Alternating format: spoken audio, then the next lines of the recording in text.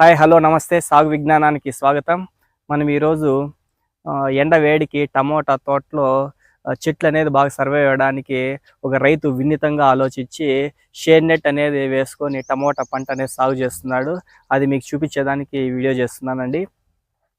ఇప్పుడు మనకు తెలుసు ఈ ఎండాకాలంలో దాదాపు 40 డిగ్రీస్ దాటి మనకి టెంపరేచర్ అనేది పెరిగిపోయింది.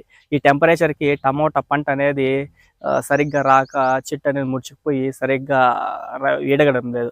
దాన్ని అధిగమించేందుకు రైతు వినూత్నంగా ఆలోచించి ఒక రవ్వ ఖర్చు ఎక్కువైనా ఇట్లా షేడ్ నెట్ ఏర్పాటు చేసుకొని దీన్ని ఏర్పాటు చేసుకోవడం జరిగింది.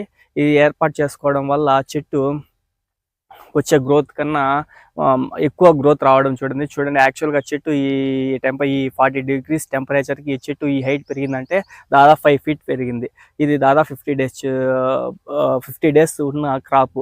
ఇంకా మనకి పంట అనేది వచ్చేవాడికి దాదాపు 6 to 7 feet వెళ్ళే అవకాశం ఉంది. ఇది రైతు వినూత్నంగా ఆలోచించాడు. మంచి పంట వస్తుంది. ఇది మీకు తెలియజేయడానికి వీడియో చేస్తున్నానండి. దీంట్లో ఇంకోటి ఏమంటే రైతు వచ్చి సాలుకు వచ్చి 8 feet పెట్టి 8 feet మధ్యలో మళ్ళీ ఒక 20 days తర్వాత అనేది 20 days తర్వాత మళ్ళీ ఇంకో 4 feetకి గ్యాప్ పెట్టి మళ్ళీ ఇంకో వరుస నాటుకోవడం జరిగింది. ఇది వచ్చి 50 days మొక్క అయితే ఇది వచ్చి 25 to 30 days మొక్క అండి. దీనికి పెట్టుకోవడం జరిగింది. ఎందుకంటే ఒక పంటలో పోయినా కూడా ఒక పంటలో మనము తీసుకోవచ్చని రైతు వినూత్నంగా ఆలోచించాడు.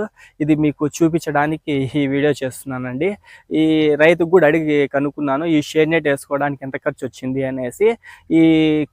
ఈ షేడ్ మామూలుగా స్టేకింగ్ ప్రతి ఒక్క టమోటా పంటకి చేస్తాము, కానీ ఈ స్టేకింగ్ అనేది ఉన్నదానికే ఈ షేడ్ నెట్ అనేది ఏర్పాటు చేస్తున్నాను.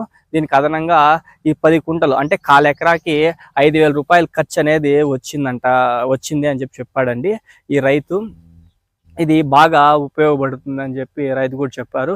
నాకు తెలిసి కూడా ఈ వేడికి ఇంత పంట వచ్చిందంటే బాగా సక్సెస్ అవుతుందని నేను అనుకుంటున్నాను. మీరు కూడా ఈ టమోటా పంట పండించాడు కాబట్టి ఈ విధంగా ట్రై చేసి మంచి దిగుబడి తీసుకుంటారని ఆశిస్తున్నాను.